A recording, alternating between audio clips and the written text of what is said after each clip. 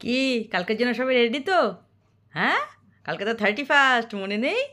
আমি তো বাবু আজ সকাল সকাল উঠে পার্লারে চলে গেছি। একেবারে ঘষে মেজে চকচকে হয়ে চলে এসেছি। তবে দেখো এই চুলগুলো। হ্যাঁ, গিয়ে বললুম পার্লারে মেয়েটাকে, দে বাবা দে, একটু ভালো করে ইস্ত্রি করে সোজা করে দে। একদম পাট ভাঙা শাড়ির মতো। হুম। আমার তো বাবু কি ভাল লাগছে, নিজের গালগুলো দেখে তো খুব ভাল লাগছে, হাত সরাতে ইচ্ছে করছে না, চুলগুলো কি সুন্দর নরম নরম। ও মা, কি ভালো। হুম। তারপর আবার আজকে একটা ড্রেস কিনে এনেছি, কালকে পার্টিতে যেতে হবে না। তা গেছি, দোকানে দেখলাম অনেকগুলো ড্রেস দেখলাম, বুঝলে। তার মধ্যে একটা ড্রেস ওই হাঁটু অবধি ওই ড্রেসটা খুব পছন্দ হলো, ওটা একটা নিলাম। আর একটা ড্রেস না খুব পছন্দ হয়েছিল, বুঝলে। ওটা হাঁটু থেকে আর একটুখানি ওপরে, তো ওটা আর নিলাম না।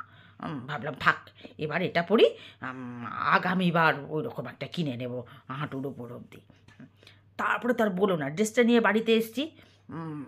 আমার ছেলের বাবা সে বলছে, ও মা, চুলগুলো এটা কী করেছো গো? আমি বললাম, কেন, কি সুন্দর ইস্ত্রি করে এসেছি, দেখছো না? বলে, হ্যাঁ হ্যাঁ, ওই করো ওই করো। আবার ওগুলো কী কিনে এনেছো? যে দেখেছে যে জামাটা, ও মা বলে কি, বুড়ো বয়সে ভীমরতি, বুড়ো বয়সে ভীমরতি। কেন বাবা, আমি কি বুড়ো নাকি? এই তো গত বছরই তো আমার 34 গিয়ে 35-এ পড়লো। কচি বয়সে বিয়ে হয়েছে, বাচ্চা কাচ্চা হয়ে গেছে, তা বলে কি আমি বুড়ো হয়েছি? আমাকে দেখতে ওরকম মনে হয় একটু, বুঝলে। ওই আর কি বলবো, সংসারের এত চাপ, বাচ্চা কাচ্চা মানুষ করে। হুম। সে কারণেই ওরকম। আরে ও তো নিজে তো ওই মিনসে তো নিজে বুড়ো, সেই জন্য আমাকেও বুড়ি বানিয়ে রাখতে চায়। বলেছিলাম চলো কালকে আমার সঙ্গে পার্টিতে চলো। যাবে না? যাবে না তো যাবে না, আমিই যাবো। ও ছাড়ো সব কথা আজকার দিনে।